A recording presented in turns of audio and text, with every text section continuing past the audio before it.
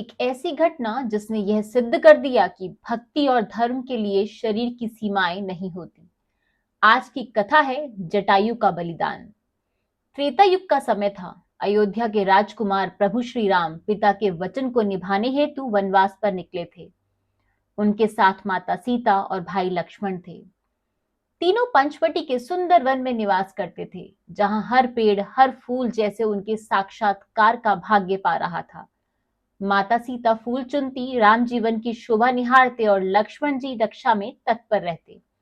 जीवन शांत था, लेकिन एक दिन उस शांति को भंग कर देने वाला अहंकारी राक्षस रावण आया। रावण ने छल किया, मारीच को सुनहरे हिरण का रूप देकर भेजा। माता सीता उस हिरण को देखते ही बहुत ज्यादा लालायित हो गई। उन्होंने कहा, प्रभु, कितना सुंदर हिरण है, इसे पकड़ कर दीजिए ना। माता सीता की इच्छा पर प्रभु श्री राम उसे पकड़ने निकले। जब प्रभु श्री राम पकड़ने निकले तो लक्ष्मण जी को भी माता सीता ने प्रभु के पीछे पीछे भेज दिया। जाने से पहले लक्ष्मण जी ने एक लक्ष्मण रेखा खींची और माता सीता से कहा, आप इस लक्ष्मण रेखा के इस पार किसी भी हालत में नहीं आएंगी। आप जब तक इस लक्ष्मण रेखा के उस पार है, आप सुरक्षित हैं। माता सीता ने हाँ कह दिया और लक्ष्मण जी भी राम जी के पीछे पीछे चले गए। और तभी रावण सन्यासी के वेश में सीता जी के पास आया और कहा, भिक्षाम देही देवी, भिक्षाम देही। माता सीता ने भिक्षा देने की कोशिश करी, परंतु सन्यासी बने रावण ने कहा, देवी, आप हमें बाहर आके भिक्षा दीजिए, तभी हम ये भिक्षा स्वीकार करेंगे। जैसे ही माता सीता ने वो लक्ष्मण रेखा लांघी, रावण ने अपना असली रूप प्रकट किया। वह हंसा, अब तुम मेरे साथ लंका चलोगी। माता सीता ने पुकारा, हे राम, हे लक्ष्मण, पर वन की गहराई में उनकी आवाज गुम हो गई। रावण पुष्पक विमान में सीता जी को लेकर आकाश में उड़ चला। उसी समय आसमान में उड़ रहा था एक विशालकाय गिद्ध, जटायु। राजा दशरथ का प्रिय मित्र। वृद्ध हो चुके थे, पर हृदय में सिंह जैसी शक्ति थी। उन्होंने देखा रावण एक स्त्री को जबरन ले जा रहा है। उनकी दृष्टि में धर्म का अपमान हुआ था। उन्होंने ऊंची आवाज में कहा, अरे अधर्मी, कौन है तू जो एक नारी को बलपूर्वक ले जा रहा है? रावण ने उत्तर दिया, मैं लंकेश रावण हूं और यह जनक नंदिनी सीता मेरी होगी। जटायु ने गर्जना की, नहीं, जब तक जटायु जीवित है तुम माता सीता को नहीं छू सकता। आकाश में भीषण युद्ध छिड़ गया। एक और था रावण, 10 सिरों वाला राक्षस, दूसरी ओर जटायु, वृद्ध पर धर्म रक्षक योद्धा। जटायु ने अपने विशाल पंखों से रावण के विमान पर प्रहार किया। विमान डगमगाने लगा। उन्होंने रावण के धनुष की डोरी को काट दिया, उसके मुकुट को भी गिरा दिया। रावण चिल्लाया, ओ वृद्ध पक्षी, तू मेरा सामना करेगा? जटायु बोले, यदि धर्म की रक्षा करनी पड़ी तो प्राणों का मूल्य ही क्या है, मैं प्राणों को भी त्याग दूंगा।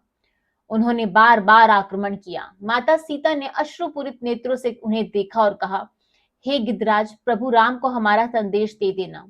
परंतु रावण ने क्रोध में आकर अपनी तलवार से वार किया और जटायु के एक पंख को काट दिया।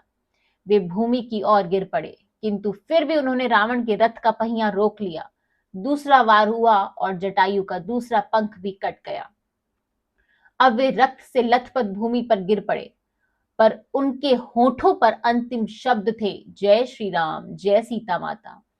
कुछ समय बाद जब श्री राम और लक्ष्मण वहां पहुंचे, उन्होंने पेड़ों के नीचे गिरे हुए जटायु को देखा। उनका शरीर घायल पर चेहरा शांत था। श्री राम ने पूछा, हे पक्षीराज, क्या आपने किसी राक्षस को देखा है? जटायु ने कांपते हुए कहा, प्रभु, रावण सीता माता को दक्षिण दिशा में ले गया है। मैंने रोका, पर मेरी शक्ति क्षीण हो गई। श्री राम के नेत्रों में आंसू आ गए। उन्होंने जटायु का सिर अपनी गोद में रख लिया। हे पक्षीराज, आपने जो किया वह कोई भी देवता नहीं कर सका। आप मेरे पिता तुल्य हैं। यह सुनकर जटायु मुस्कुराए, अब मैं निश्चिंत हूं प्रभु, सीता माता सुरक्षित लौट आएंगी। और उन्होंने राम के चरणों में प्राण त्याग दिए। भगवान राम ने कहा, लक्ष्मण, पिता के बाद यह पहला व्यक्ति है जिसे मैं स्वयं अग्नि को समर्पित करूंगा। उन्होंने अपने ही हाथों से जटायु का अंतिम संस्कार किया, मंत्रों का उच्चारण किया और आकाश की ओर देखा, जहां जैसे दिव्य प्रकाश फैला हो। देवताओं ने कहा, सत्य धर्म की रक्षा करने वाला अमर होता है। आज भी केरल में जटायुपारा नामक स्थान है, एक विशाल पर्वत है जहां कहा जाता है जटायु ने अपने प्राणों को त्यागा था। वहां पर आज भी लोग कहते हैं वो बलिदान व्यर्थ नहीं गया, क्योंकि जहां धर्म है वहां श्री राम है।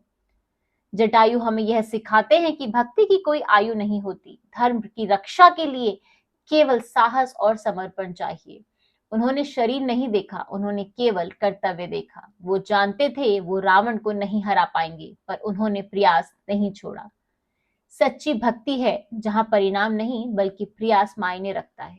आज की वीडियो अगर आपको अच्छी लगी है और आपको इससे कुछ भी शिक्षा मिली है तो हमारी इस वीडियो को लाइक, शेयर एंड कमेंट जरूर कीजिएगा।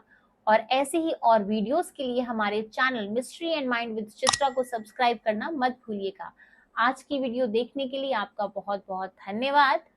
राधे राधे, जय श्री कृष्णा।